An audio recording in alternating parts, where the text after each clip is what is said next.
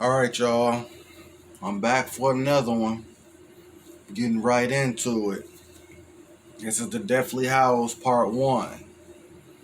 I just recently watched this movie the other day just to, get a fresher view on it. Not a fresher view, but, for the review, get some fresh eyes on it.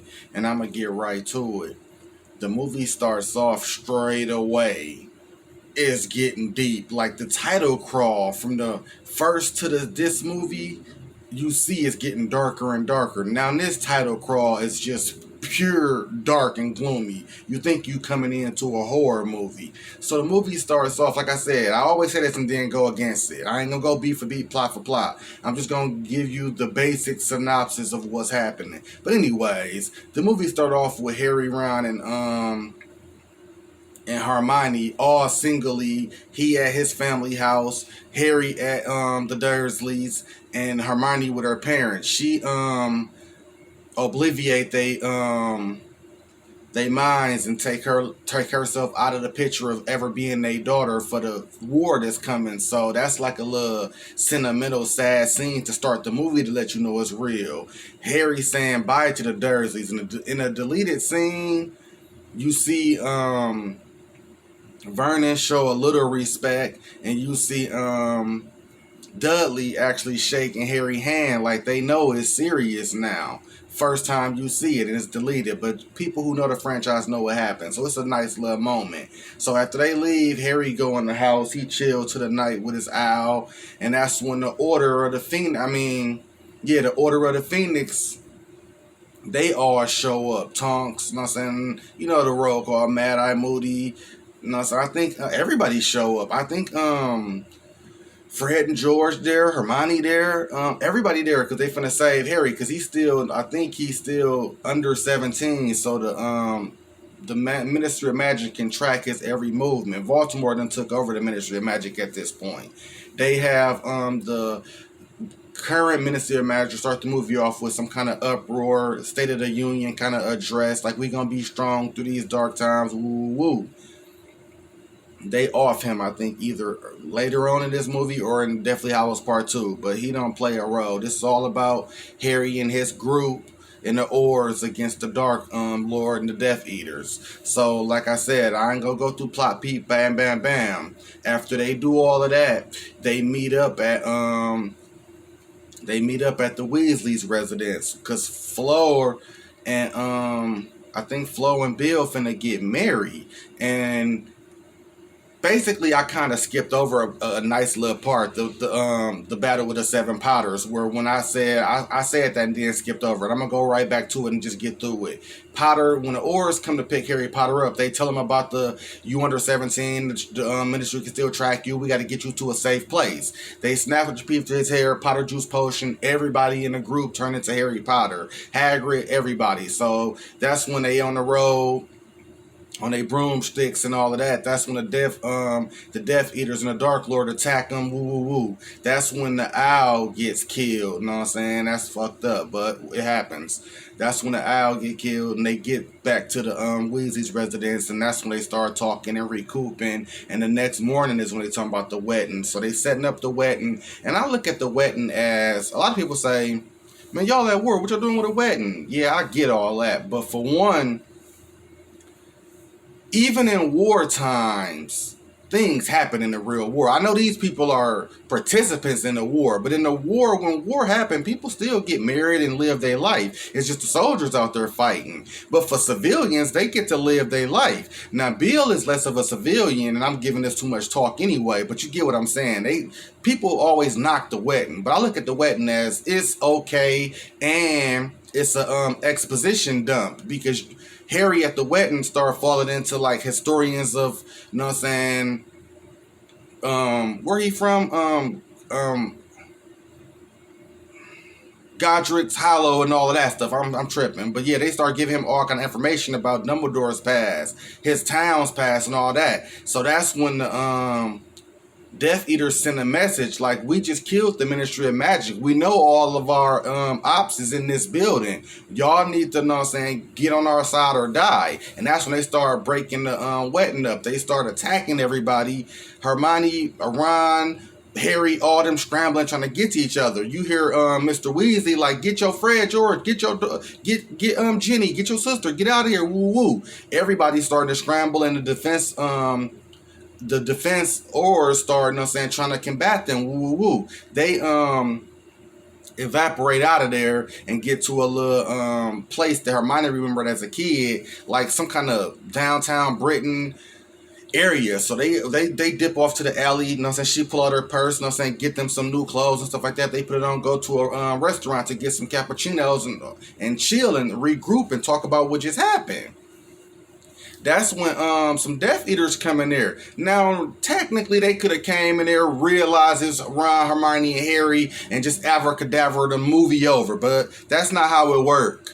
All villains got to have some stupidity to why the villains win. I mean, why the heroes win. So they get in there, you know what I'm saying? They lurking, looking suspicious. That's when Harry and Ron notice them. They get into a little battle. They Pontificus Totalis them. They like, we should kill them. He like, no, that don't make us no better than them. Let's move around. Woo woo.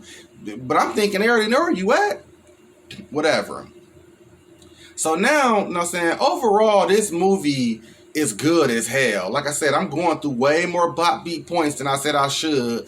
But overall, this is to me a Horcrux hunt, like a road trip. Because throughout the movie, they ain't no more school, ain't no more Hogwarts. They ain't going to school no more. They are pure, you know what I'm saying, or adult wizards who battling against the Dark Lord and his, you know what I'm saying, inner circle.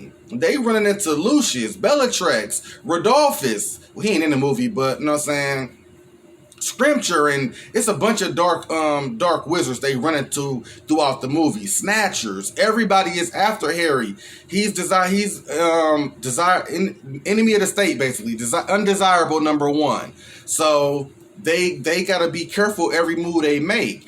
But as they collecting Horcruxes and he's still going into Voldemort's mind because he feel what he feel type stuff, he start realizing he know we after Horcruxes. So now he finna up the ante. This is when we get to the scene where they trying to destroy the Salazar Slytherin's locket. It started getting to the point where Ron wearing the locket throughout the day. You know what I'm saying, on a road trip. So the locket possesses the wearer to be sort of like evil, just and get vicious and way out of character. So him and Harry get into a argument where he like, yeah, you ain't got no family. Why you? And Harry like, you thought we was finna find Horcruxes every day and get this shit over fast? You knew this was gonna be a long mission. So Hermione getting in it like, yeah, y'all need to chill out. I know what's going on, because she know the locket is making Ron angry.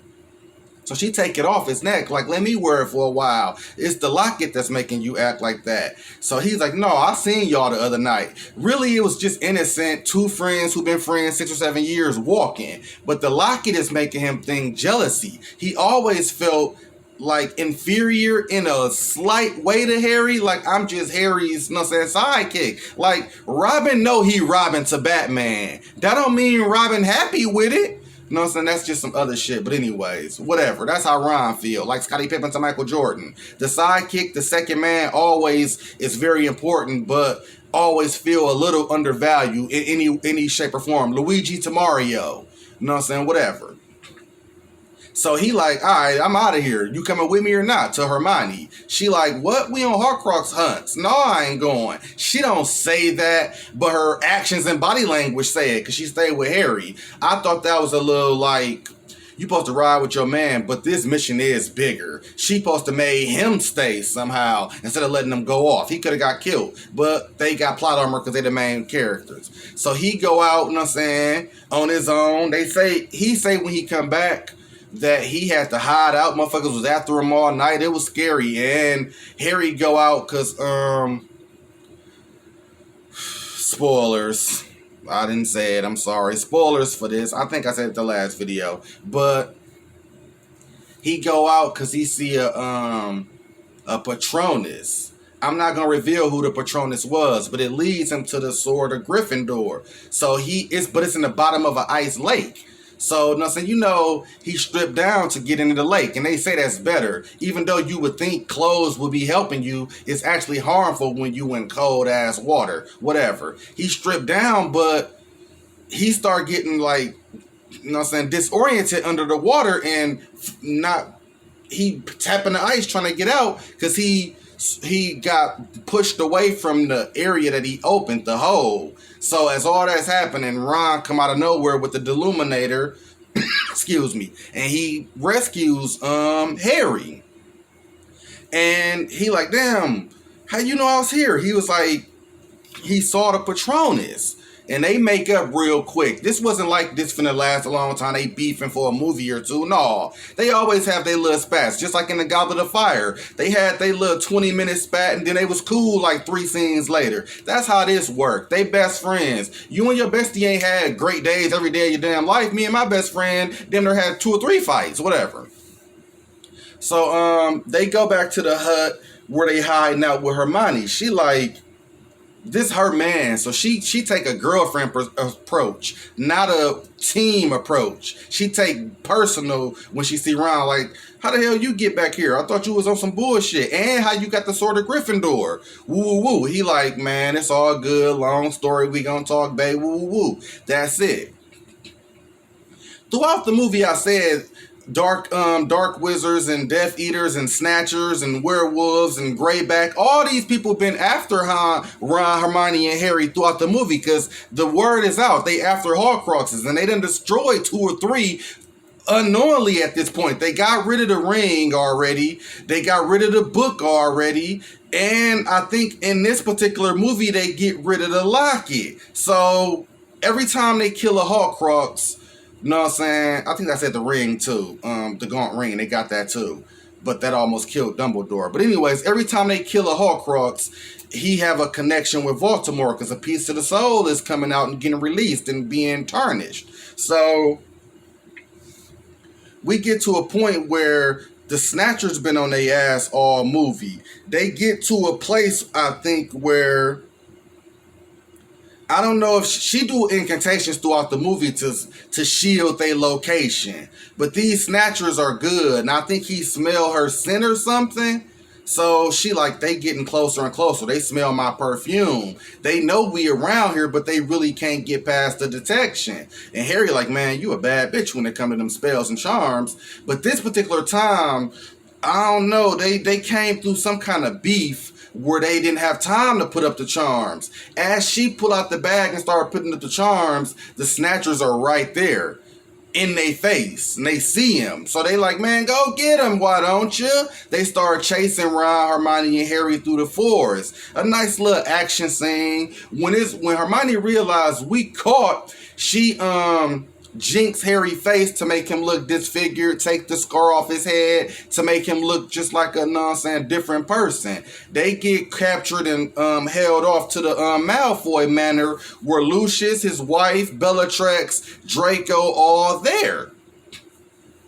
They take Harry and Ron, throw them in a dungeon with Luna Lovegood and I think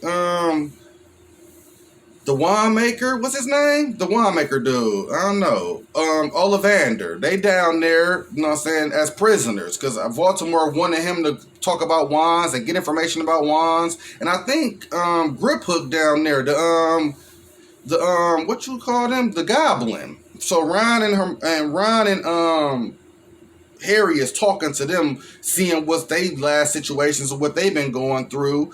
And Bellatrix up there torturing the hell out of Hermione, because we gotta remember she a muggle, which means non-magical parents.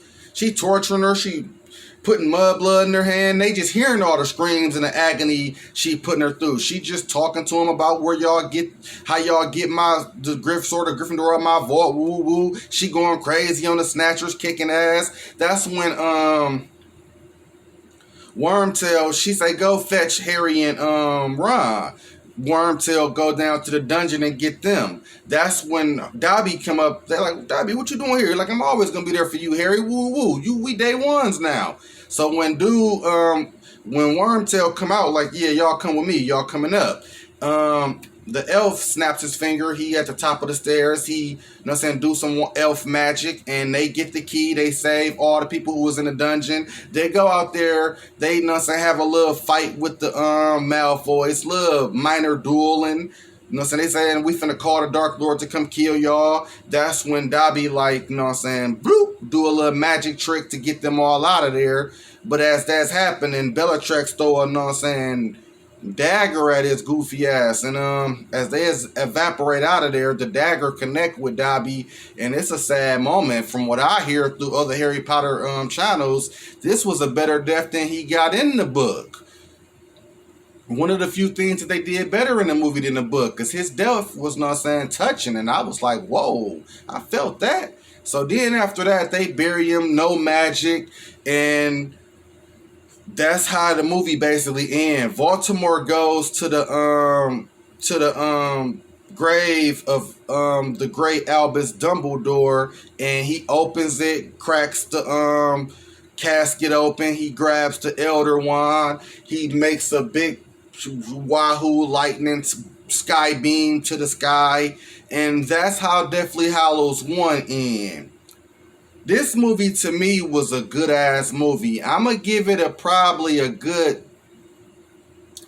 8 out of 10, because it was moments where I was feeling like I would have wanted more interaction with Harry and Voldemort besides the mind telepathic shit, because they really ain't had no duels that I can really look at and say that was like the Order of Phoenix with Dumbledore and Voldemort. So that was the only negative. Like, I'm tired of the mind games. Can we get these dudes face to face? This is it. It's just like Endgame and Infinity War.